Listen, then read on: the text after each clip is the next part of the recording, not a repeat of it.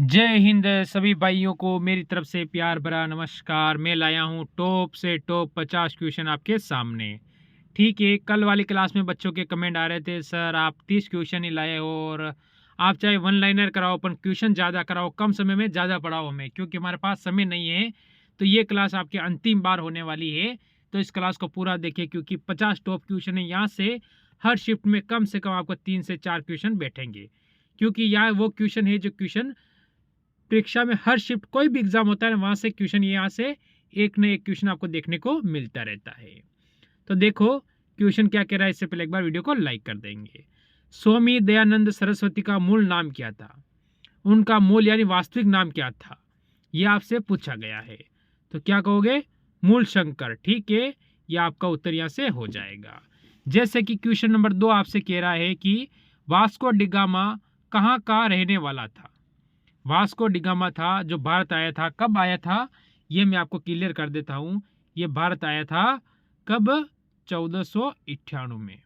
ठीक है, इसने क्या की थी? बहुत सारे कहते हैं सर इसने भारत की खोज की थी। ये कहाँ से भारत की खोज करेगा?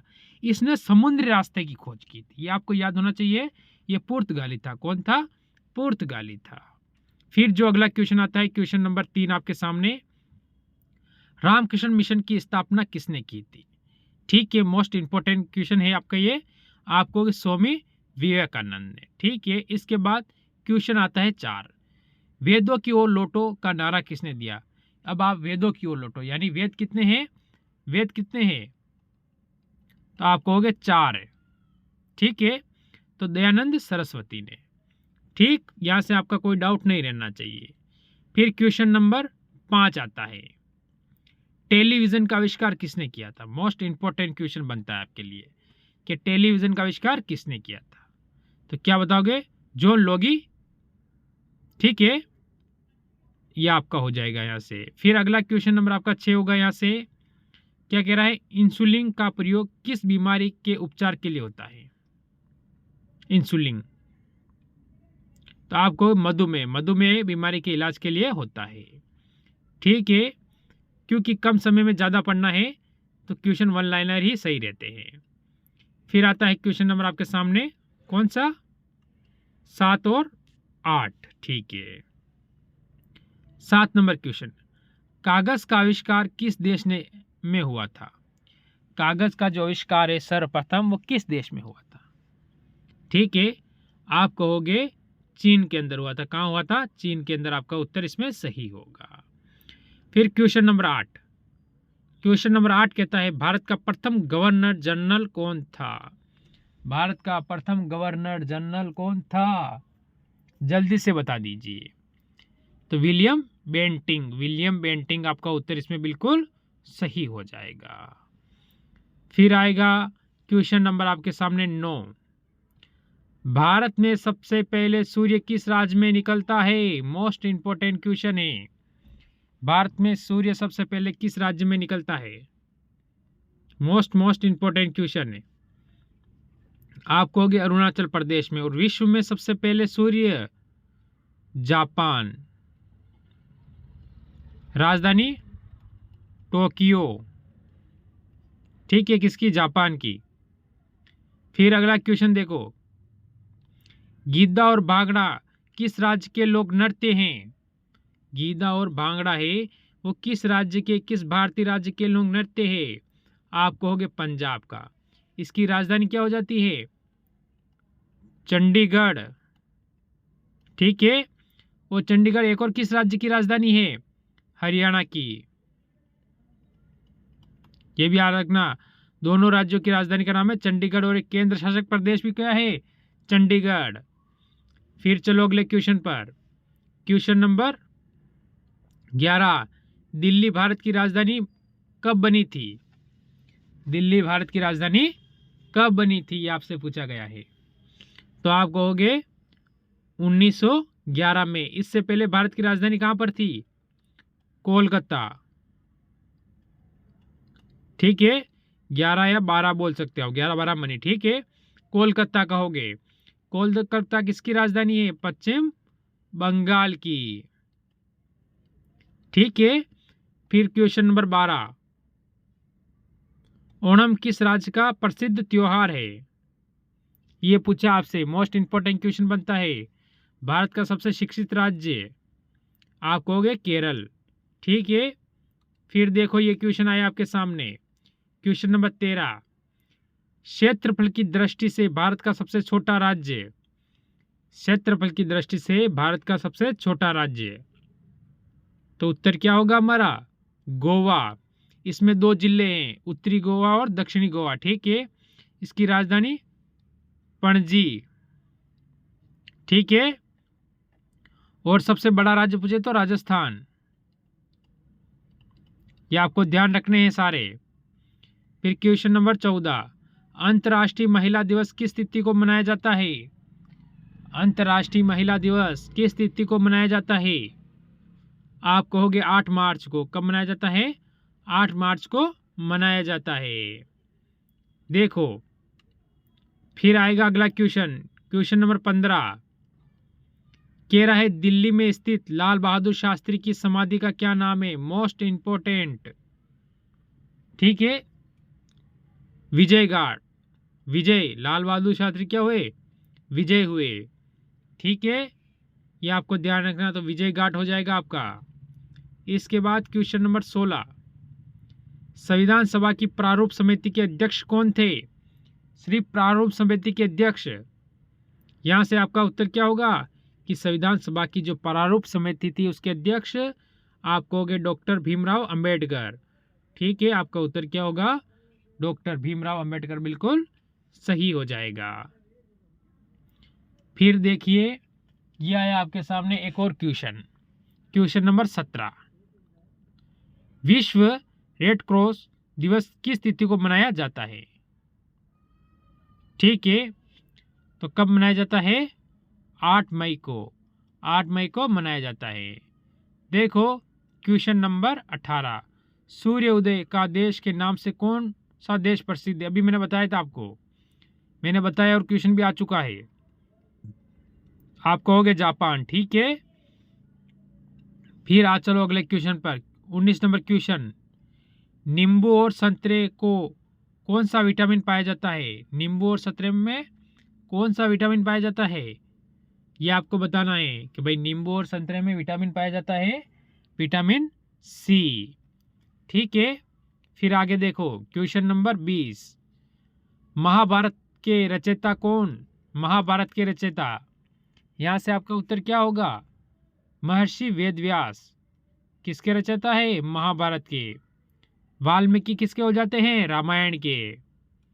फिर चलो अगला क्वेश्चन देखो, क्वेश्चन नंबर 21 आ चुका है आपके सामने अभी तक, और अभी तक क्या पता आपने वीडियो को लाइक किया नहीं किया, कर देना चाहिए ना। ठीक है, भूदान आंदोलन किसने शुरू किया था? शुरू करने वाला कौन था? कौन सा? भूदान आंदोलन। तो आप कहोगे विनोबा भावे। किसने किया था? विनोबा भावे ने शुरू किया था। फिर क्वेश्चन नंबर 22, भारत में अंग्रेजी शिक्षा का किसने शुरू की? भारत के अंदर अंग्रेजी शिक्षा किसने शुरू की? Lord Macaulay. ठीक है, लॉर्ड मैकाले ने भारत में अंग्रेजी शिक्षा शुरू की थी। इसके बाद यहां से अपना क्वेश्चन बनता है क्वेश्चन नंबर 23, फ्लाइंग सिख के नाम से किसे जाना जाता है? फ्लाइंग सिख के नाम से किसे जाना जाता है? मिल्खा सिंह। किसे जाना जाता है? मिल्खा सिंह को जाना जाता है। फिर क्वेश्चन नंबर आपके सामने आ चुका है 24, डिस्कवरी ऑफ इंडिया नामक पुस्तक किसने लिखी थी? मोस्ट इंपोर्टेंट क्वेश्चन, भारत के प्रथम प्रधानमंत्री जवाहरलाल नेहरू। ठीक है, कि कौन थे प्रथम प्रधानमंत्री? ठीक है, चलो फिर अगला क्वेश्चन देखो आप लोग, ये आ चुका है 25 नंबर, श्रीलंका की मुद्रा का क्या नाम है? रुपया, श्रीलंका रुपया। ठीक है, क्वेश्चन नंबर 26, संविधान सभा का अस्थाई अध्यक्ष कौन था? अस्थाई, एक तो होता है अस्थाई और एक होता है अस्थाई। ठीक है, आप कहोगे डॉक्टर राजेंद्र प्रसाद, भारत के प्रथम राष्ट्रपति।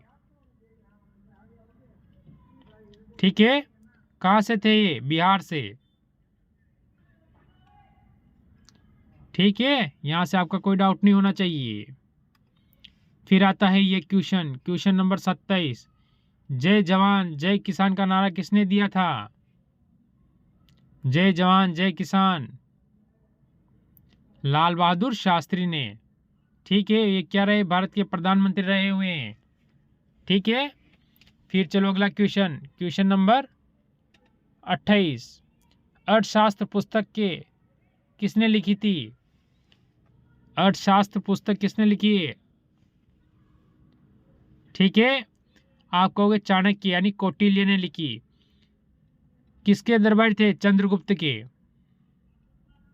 क्या थे? प्रधानमंत्री। ठीक है, मौर्य। यह आपको ध्यान रखना है।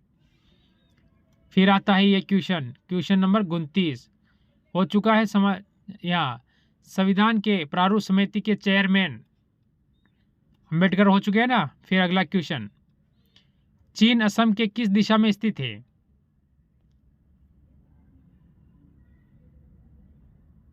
चीन असम की कौन सी दिशा में है? भैया असम है, इसके ऊपर चीन होगा तो कौन सा होगा? उत्तर होगा। तो आप कहोगे उत्तर दिशा में स्थित है। ठीक है, फिर चलो अगले क्वेश्चन पर। अभी तक 30 क्वेश्चन कराता तो मैं अभी तक खत्म हो सकते हो आपके, पर अभी तो 20 क्वेश्चन और बाकी है। फिर ये क्वेश्चन आया आपके सामने, क्वेश्चन नंबर 31। पूर्वोत्तर राज्य में सबसे बड़ा राज्य कौन सा है? भारत का जैसे आपको पता है ये वाला हिस्सा, इसमें सबसे बड़ा राज्य कौन सा है? तो आप कहोगे अरुणाचल प्रदेश। क्या होगा? अरुणाचल प्रदेश। Question number 32। किस स्थान पर सिंधु घाटी सभ्यता का बंदरगाह स्थित था? कौन से स्थान पर? सिंधु घाटी सभ्यता का बंदरगाह यानी जो समुद्र से टच होता है। तो आप कहोगे लोथल। कहाँ है वर्तमान? गुजरात। वर्तमान कहाँ है?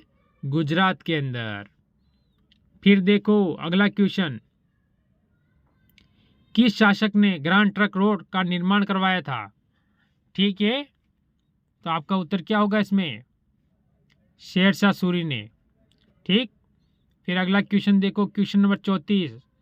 रेशम के कीड़े का भोज्य पदार्थ क्या है?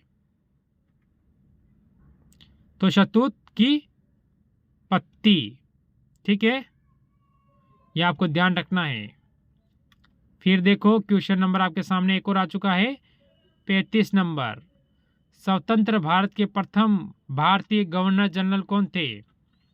स्वतंत्र भारत के प्रथम भारतीय यानी अपने खुद के देश के गवर्नर जनरल बने थे, श्री राम गोपालाचारी। ठीक है, ये आपको ध्यान रखना है। फिर क्वेश्चन नंबर 36 आता है आपके सामने, प्रार्थना समाज की स्थापना किसने की थी?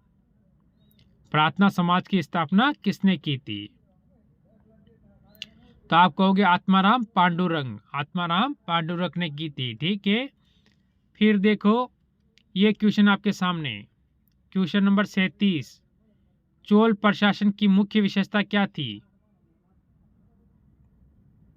क्या थी आपसे ये पूछा गया है। तो आप कहोगे ग्रामीण स्वायत्तता। ठीक है, फिर क्वेश्चन देखो आप 38। डेविस कप का संबंध किस खेल से है? डेविस कप है, उसका संबंध किस खेल से है? टेनिस। किससे हो जाएगा? टेनिस से। आपका उत्तर इसमें बिल्कुल सही हो जाएगा।